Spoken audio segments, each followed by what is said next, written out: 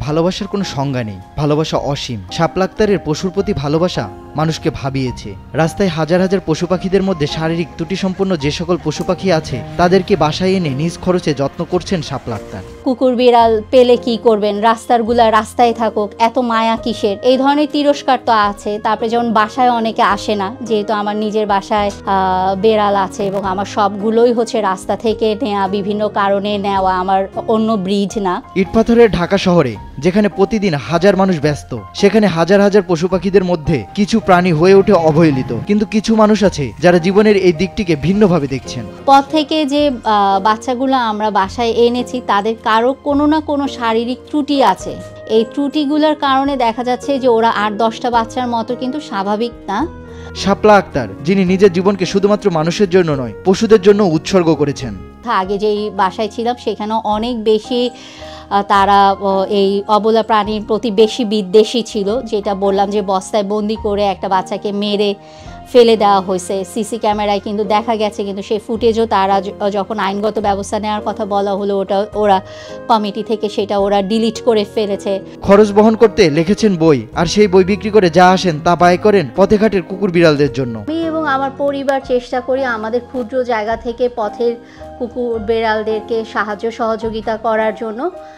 তা আসলে যেন আর একটু ভালোভাবে করতে পারি, তাই এবার বইমেলায় আমার একটি বই প্রকাশিত হয়েছে, অশ্রু জলে জারুল। এই বই বিক্রির পুরো টাকাটাই আমি আসলে পথের কুকুর বেড়ালদের খাবার এবং চিকিৎসার জন্য ব্যয় করার ইচ্ছা পোষণ করেছি। বাসার মালিক এবং প্রতিবেশীরা শাপলা ও তার পরিবারকে পশুপ্রেমের জন্য বাসা থেকে বের করে দিয়েছিলেন, এবং অনেক আত্মীয় স্বজন বাসায় আসতে চান না, কারণ বিড়াল কুকুর তাদের বাসায় থাকেন বলে। তারপরে দেখা যাচ্ছে যাই হোক সেই বেড়ালকে 7 দিন সময়ের মধ্যে অনেক মারধর, অনেক ঝগড়াঝাটি এবং কমিটি থেকে 2-3 বার বাসা ছাড়ার নোটিশ দিয়ে দিল, যেটা খুবই অপমানজনক। এবং কথা যখন মানুষজন বলে খুব অপমানজনকভাবেই কথা বলে, ভদ্রভাবে তো কথা বলে না।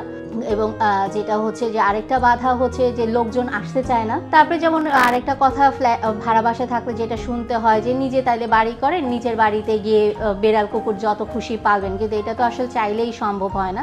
শাপলার পরিবারের সদস্যরা তাকে সমর্থন দিয়েছেন। শাপলা ও তার পরিবারের একান্ত প্রচেষ্টায় শহরের মাঝে বদলে দিয়েছে মানুষ এবং পশুর সম্পর্ক। আমাদের বাসার সব বিড়ালই হচ্ছে আসলে রাস্তা থেকে নিয়ে এসেছে, আমরা পথের বিড়াল যেটা বলা যায়। এবং সব থেকে বড় যে একটা ভুল ধারণা মানুষের থাকে বিড়াল নিয়ে, সেটা হচ্ছে যে বিড়াল যদি দেখতে সুন্দর না হয় তাহলে বিড়াল বাসায় এনে কী লাভ। কিন্তু এই যে ধারণাটা, এই ধারণাটা কোনো দিক দিয়েই মানে মানবিক দিক থেকেও ঠিক না, বা বিড়ালের প্রতি যে ভালোবাসা সেটা আসলে এই ধারণা দিয়ে জাস্টিফাই করা যায় না। আমাদের আগের বাসায় যেটা দেখা গিয়েছে যে একটা বিড়াল এসেছিল, বিড়ালটিকে আমরা খাওয়া দিতাম দেখে আমাদের সাথে অনেক ঝগড়া করা হয়েছিল, আমাদেরকে বলা হয়েছিল অনেকবার যে ওকে খাওয়া দিও না। একটি ছোট্ট ভালোবাসা যা এনে দিতে পারে এক বড় পরিবর্তন। নাজমুস সাকিব, নিউজ 24, ঢাকা।